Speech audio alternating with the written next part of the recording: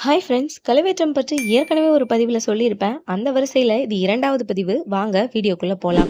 ட்ரகுலா என்ற மன்னன் ஹங்கேரி நாட்டில் பிறந்தவர். இவர்னால தான் இந்த வேம்பயர்ங்கிற வேர்டே ஃபேமஸ் ஆச்சாம். விளாட் தி இம்பேலர் அப்படிங்கிற பட்டமும் இவருக்கு இருக்கு. இந்த பட்டம் வந்ததுக்கு இவர் பல நபர்கள கழுவேற்றனால தான். இவர் ஒரு சிறந்த போர் வீரரும் கூட. பொதுவா கழுவேற்றம் அரசரை எதிர்ப்பவர்களுக்கும் கள்வருக்குமே வழங்கப்பட்டிருக்கு. இந்த கழுவேற்றம் இன்னும் சில இடங்கள்ல திருவிழா போல கொண்டாடுறாங்க. என்ன திருவிழாவா அப்படின்னு கேட்டீங்கன்னா, ஆமாங்க.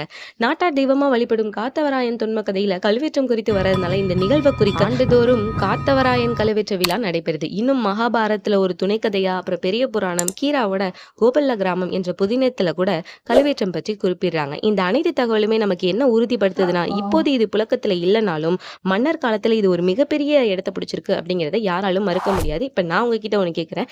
எந்த தண்டனை முறை இப்ப இருந்தா நீங்க யாருக்கு தருவீங்க? ஜென்யூனா கமெண்ட் பண்ணுங்க. நீதாப்பா சொன்னேன்னு என்னைய சொல்லிடாதீங்க. Thank you friends.